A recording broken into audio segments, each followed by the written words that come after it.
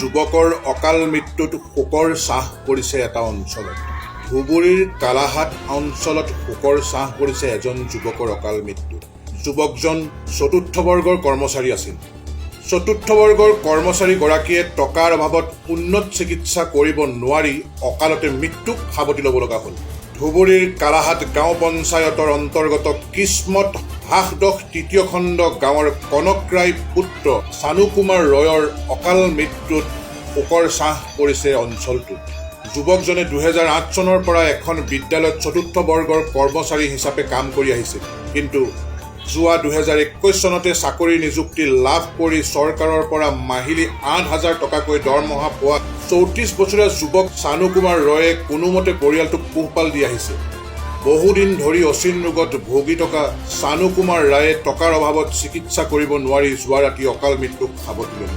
স্থানীয় ৰাইজ তথা বিদ্যালয়খনৰ শিক্ষক শিক্ষয়িত্ৰীসকলে বিভাগীয় কৰ্তৃপক্ষ, শিক্ষামন্ত্ৰী, চৰকাৰক অনুৰোধ জনাইছে যে পৰিয়ালটোৰ কথা চিন্তা কৰি চানু কুমাৰ ৰায় পত্নীক উক্ত পোষ্টটো নিযুক্তি দিয়াৰ লগতে চানু কুমাৰৰ দৰে মাহিলী 8,000কৈ দৰমহা পোৱা অসমৰ কেইবা হাজাৰো চতুৰ্থ বৰ্গ কৰ্মচাৰীৰ মাহিলী দৰমহা অতি কমেও 28-30,000 হোৱাকৈ সুব্যৱস্থা কৰি দিয়ে। এই অনুৰোধ জনাইছে কৰ্মকৰ্তাসকলে।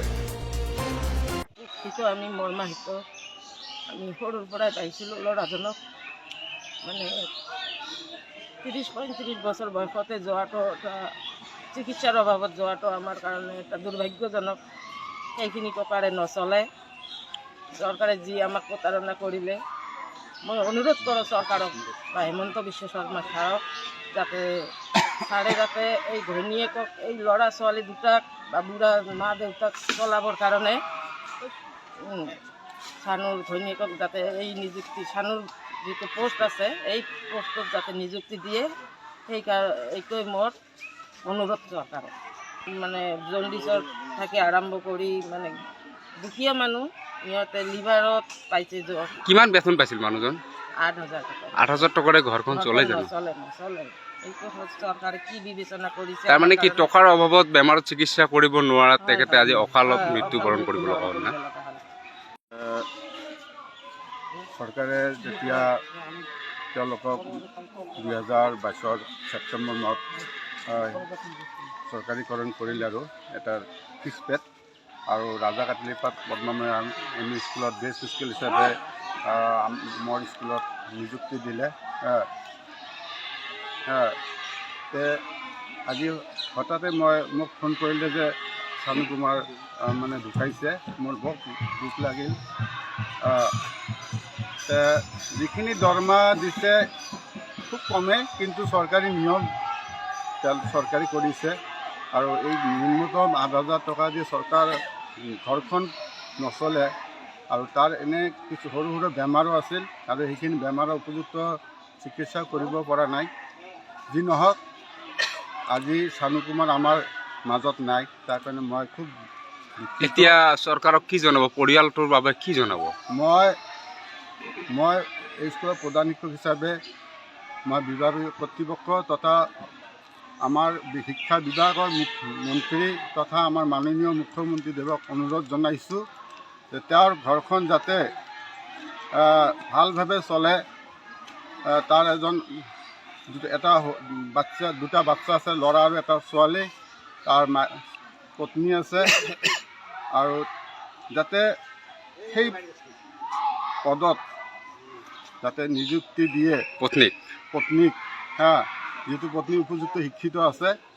তাৰ কাৰণে মই চৰকাৰক মোৰ তৰফৰ পৰা মই অনুৰোধ জনাইছোঁ আৰু মাননীয় মুখ্যমন্ত্ৰী ডাঙৰীয়াক মই বিশেষকৈ অনুৰোধ জনাইছোঁ যাতে এইখিনি কাম যদি তেওঁ দয়া কৰি দিয়ে, তেনেহ'লে সেই ঘৰখন মানে চলাত সহায় হ'ব বুলি মই অনুৰোধ কৰিছোঁ চৰকাৰক।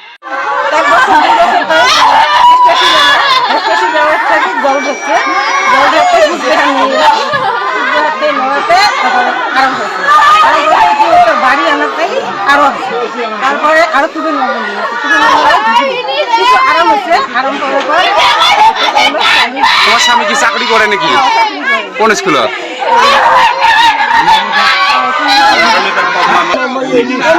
রাজাকাটলি পদ্ম এম ই স্কুলত চকিদার। কি বেতন কিমান পাইছিল? বেতন 8,000 8,000 টকাৰে পৰিয়ালখন চলেনে? নচলে চলে সেইটো ক্ষমা কৰি ল'ৰা ছোৱালী কেইটা? ল'ৰা ছোৱালী দুটা তোমাৰ স্বামীৰ বয়স কিমান হ'ব? আমাৰ ছাৰৰ বয়স 34। ল'ৰা ছোৱালী কেইটা আছে? দুটা। ল'ৰা বয়স 9 বছৰ ছোৱালীৰ বয়স 8 বছৰ। তোমাৰ এতিয়া চৰকাৰক কি জনাব? চৰকাৰক জনাও যে আমাৰ দুখীয়া খুব দুখীয়া মানুহ আছে চাকৰিটো পাইছে এইবাৰ খুব কম আমাক কি সাহায্য লাগে। তাৰমানে একচুৱেলি কি তোমাৰ টকাৰ অভাৱত কি ট্ৰিটমেণ্ট কৰিব পৰা নাই? ল'ৰা ছোৱালীটো টকাৰ অভাৱত কি তোমাৰ স্বামী চিকিৎসা কৰিব পৰা নাই নেকি? টকাৰ অভাৱত স্বামী চিকিৎসা কৰা আছিল। চৰকাৰক এতিয়া কি বিচাৰে যে চাকৰিটো আপুনি পাব লাগে? চাকৰিটো যাতে ল'ৰা ছোৱালীটো যাতে মানুহ হ'ব লাগে। আমার মাজত এনি ভারত তো সাংবাদিক আহার কারণে আমি খুবই আনন্দিত তথা এটা দুর্ভাগ্যের বিষয়। আমার সহকর্মী শানু কুমার রায় 4th বৰ্গৰ কৰ্মচাৰী যোৱা 2008 চনৰ পৰা আমাৰ নৱজ্যোতি গাৰ্লছ এম ই স্কুলত 4th বৰ্গৰ কৰ্মচাৰী হিচাপে কাম কৰি আছিল। কিন্তু যোৱা 2022 চনৰ 2022 মাহত 4th বৰ্গৰ কৰ্মচাৰী শানু কুমাৰ ৰায়ক চৰকাৰীকৰণ কৰি বেজ স্কুল হিচাপে আমাৰ ৰাজাৰবাগ 5 নম্বৰ এম ই স্কুলত যোগদান কৰে। কিন্তু যিখিনি চৰকাৰে দৰমহা দি আছিল সেইখিনি দৰমহাৰে তাৰ মানে ঘৰখনৰ অৱস্থাই মানে নচলা অৱস্থা হৈছে। হয়তো কিমান বেতন পাইছিল? 8,000 কৰি পাইছে। হয়তো আমাৰ যিবোৰ সাংবাদিক বন্ধুসকলেও জানে, আমাৰ ৰাইজেও অৱগত যে 4th বৰ্গৰ কৰ্মচাৰীবিলাকক 8,000 টকা কৰি দিছে। 8,000 টকা দিয়াতে তেওঁৰ ঘৰখনৰ অৱস্থা একেবাৰে শোচনীয়। ল'ৰা ছোৱালী কেইটা তেখেতৰ? ল'ৰা ছোৱালী তেখেতৰ দুটা আৰু একেবাৰে মানে কেঁচুৱা মানে সৰু সৰু। আজি বহুদিনৰ পৰা বেমাৰ ভুগি আজি যোৱা ৰাতি প্ৰায় 12:30 মানত মানে বিনা চিকিৎসাৰ অভাৱত টকাৰ অভাৱত তেওঁ আজি আমাৰ মাজৰ পৰা মানে পৰলোক গমন কৰে। আৰু ইয়াতে আমি চৰকাৰক আবেদন জনাম যে এই 4th বৰ্গৰ কৰ্মচাৰী শানু কুমাৰ ৰায়ক যাতে চৰকাৰীভাৱে কিবা সাহায্য তথা আমি শুনা মতে চৰকাৰে যিখিনি আমাৰ 10 লাখ টকা কোনোবা কৰ্মচাৰী চাকৰি অৱস্থাত যদি মৃত্যুবৰণ কৰে তাক 10 লাখ টকা এটা দিবৰ কাৰণে আমি এটা মানে শুনা পাইছোঁ। আৰু চৰকাৰে আমাৰ ঘোষণা কৰিছিল যদি এইখিনি 10 লাখ টকা আমাক চৰকাৰে দিয়ে তেনেহ'লে তেখেতৰ পৰিয়ালৰ বহুত উপকাৰ হ'ব। লগতে তেখেতৰ পৰিয়ালৰ মাইকীজনীৰ কাৰণে কিবা এটা সংস্থাপন দিলে আমি এতিয়া কি বিচাৰে? যিহেতু তাৰ পৰিয়ালটো একেবাৰে এতিয়া নচলা অৱস্থা হৈ আছে, আগেৰে পৰা নচলা অৱস্থা হৈ আছে, এতিয়াতো তেওঁ ঢুকালে, তাৰ পৰিয়ালটোৰ কাৰণে তাৰ 30জনীৰ কাৰণে কি বিচাৰে চৰকাৰৰ পৰা? আমি চৰকাৰক এইটোৱে আবেদন কৰিম মানে অনুৰোধ কৰিম যাতে চৰকাৰে যাতে এই যে আমাৰ 4th বৰ্গৰ কৰ্মচাৰী অকালতে মৃত্যুবৰণ কৰাত আৰু যিখিনি দৰমহা দিছিল সেইখিনি দৰমহাটো সংসাৰ নচলে। এতিয়া যদি চৰকাৰে যদি কিবা তেখেতক মাইকীজনীক বা উপযুক্ত আছে পৰিয়ালটো চলাৰ কাৰণে বহুত মানে উপকাৰ হ'ব।